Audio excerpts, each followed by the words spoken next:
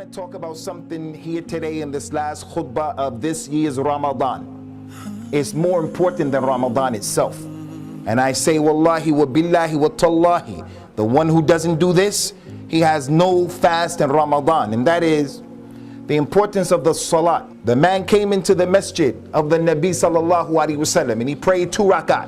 And he prayed very quickly. And then after praying those 2 rakat, he came and he said, Assalamu alaikum ya Rasulullah. The Prophet said to him, sallallahu alaihi wasallam, wa alaikum salam wa rahmatullah. Irja' fasalli, fannaka lam tusalli. Go back and pray, because you didn't pray. The man went back the second time, he prayed very quickly. He came and said, Assalamu alaikum ya Rasulullah. He said, wa alaikum salam wa rahmatullah. Go back and pray, you didn't pray. He went back a 3rd time, he prayed very quickly. He came, Assalamu alaikum ya Rasulullah. He said, wa alaikum salam wa rahmatullah. Go back and pray, because you didn't pray. The man said, Ya Rasulullah, teach me, I don't know. And then the Nabi explained to him, if you want to make salah, make a good wudu. After making wudu, stand up and face the Qibla. Say Allahu Akbar. Read what's easy for you from the Quran. Say Allahu Akbar. Go into ruku' and take your time. And then come up and say Sami Allah liman hamida. And he went through the whole prayer. The point is, the man prayed. But according to the standard of the Nabi sallallahu alaihi wasallam, he didn't pray. How many people, this is their condition? The very first thing Allah is going to ask you about, you, very first thing Yawm al-Qiyamah, when the person is standing there, Allah is going to ask him about his prayer. Anybody, everyone has to pray. The Muslim doesn't have an excuse. I don't have any water. The earth has been made a purifier. Make tayammum. The person says, but I'm not in the masjid. I'm not in the place of prayer. I'm in the university. Al-Islam says, you have to go and find a place to pray. Islam gave us a window of opportunity. If you can't pray right on time, you have to pray somewhere in between that time. The Muslim doesn't have a right. Even the Muslim doctor, his job is to do brain surgery, to do a heart transplant. It's going to take him 8 hours to do the operation. Al-Islam says to that doctor, you are allowed to combine Dhuhr and Asr. You are allowed to combine Maghrib and Isha. The salat is never taken off of the man. The man can't pray standing up. He has to pray sitting down. The person is paralyzed on his back. He has to pray on his back. Salat won't be taken off of you. During the time of the companions, if they knew you were a person who didn't give zakat, they made excuses for you. If they knew you were a person you were eating and not fasting, they said, maybe he's sick, maybe he's a traveler. If you were a person who didn't make hajj, they would make excuses. The lady doesn't wear hijab. The companions used to say, maybe she's a new Muslim, maybe she's from the desert, maybe she's a slave. But if the companion knew this person is not praying, the companion said, he's a kafir. There were no ifs and buts about it. That person is a kafir. And that's because of all of the ahadith of the Nabi sallallahu alaihi wasallam. Al-ahdu alladhi baynana wa baynahum as-salat. Man tarakaha faqad kafara. The difference between us and those people, Sikhs, Hindus, Jews, Christians, atheists, agnostics, the difference between us and them is salat. Anyone who abandons it, he's a disbeliever. So I ask you people sitting here today, how many people do you know from your relatives, they don't pray? How many people do you know from your neighbors, they don't pray? How many people do you know from your wife's family, they don't pray? If the companions knew those individuals, they said, he's a munafiq, he's a kafir. Now look at us. Someone comes to you to marry your daughter, and you find out, does he drink khamr? If they say yes, he drinks khamr, you're going to say, you can't marry my daughter, and rightly so. But do we ask the question, does he pray? Does he pray?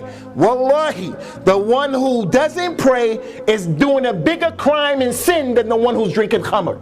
But with us, the khamr is bigger than abandoning salat. Abandoning salat is kufr. Drinking khamr is a kabira from a kaba'ir, but it's not kufr. Everybody here, if we knew the man is drinking khamr, smoking crack, smoking weed, he wants to marry my daughter, we're gonna say, wallahi, never, and rightly so. And I'm telling you, abandoning salat is bigger than that. But we don't ask that question. And if we found out he didn't pray, it's okay, because he has a good job. The Salaf weren't like that. You want to know the position of the Salaf with Salat? The Nabi came to the people, sallallahu alaihi wasallam. He was telling the companions about the Dajjal. He said that when the Dajjal comes, he's going to be on this earth for 40 days, 40. The first day will be like a year. The second day will be like a month. The third day will be like a week. And the subsequent days will be like these days. If the Muslims heard this today, we would say something. But when the companions heard it, what was the thing that came to their mind? When they heard that, they said, Ya Rasulullah, kayfa nusalli? When the Dajjal comes, if the days are like that, how do we pray? If one day is like a year, how do we determine the prayer? That was the most important thing to them. Because the Salah is a part of the identity of the Muslim. Umar radiallahu anhu, he had some beef. He had some drama with a non-Muslim who was from the Majus, a Magian. That man got upset. He said, I'm going to kill you. I'm going to kill him. So him, being a coward, he started to think, I'm going to assassinate the Amir al-Mu'mineen. But he didn't do it face to face in a duel like a man would do. You have a problem with someone? Be a man. Go tell him in his face. Don't be like a coward talking behind his back. Tell him in his face. He didn't want to meet Umar in his face. So what did he do? He poisoned the sword, he sharpened the knife, he poisoned the knife, he sharpened the knife, he poisoned the knife, he sharpened the knife. He said, yeah, they do a good job. He put another knife on the one, made it a double blade with poison and it was sharp. When Umar started praying, he waited till Umar prayed. Why didn't he come in front of his face in the street and say, okay, let's get busy? Because he knew when those companions started praying and they said Allahu Akbar, they meant that. The man came, he stabbed the Amir al-Mu'mineen and did the knife like that, ran down the line and started stabbing 14 other people. They all died. What happened? Umar radiallahu anhu said, the dog killed me. And Abdurrahman ibn Auf, who was in the front row, because the ulama of the companions used to pray behind the imam. The ulama, Abdurrahman ibn Auf, one of the 10 promised Jannah, he took some steps up and he completed the salah. They didn't stop praying.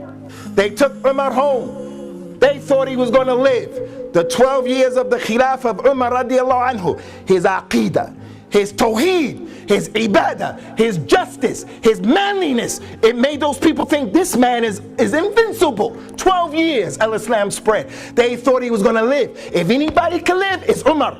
They gave him some milk. When he drank the milk, it came out of his intestines. They said, he's going to die. Don't let him lose consciousness, because if he loses consciousness, that's it. He started losing consciousness. They were trying to wake him up. He wouldn't wake up. He's about to die. Abdullah bin Abbas said, I know what to wake him up. Ibn Abbas said, Ya Amir al-Mu'mineen, it's time for Salat. Umar woke up. He said to the people, Wallahi, La iman al-iman la salata lahu. I swear by Allah, there's no iman for the one who doesn't pray. That man is dying, and he swore by no iman for the one who doesn't pray.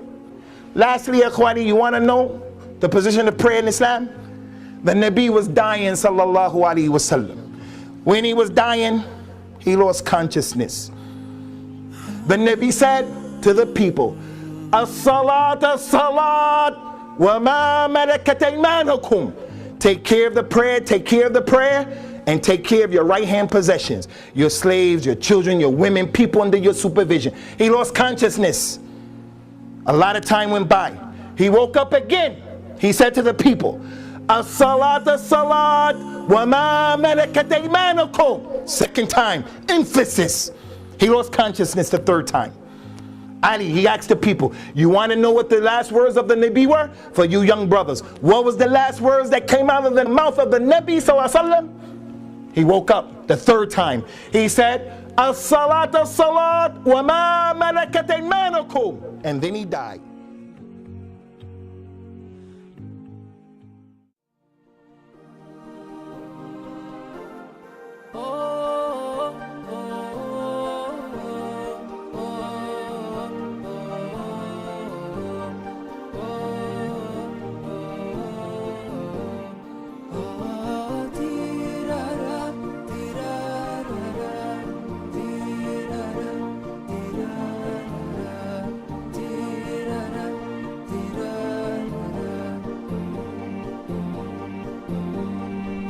صارت بهجتنا هنو يلا اللي تحبون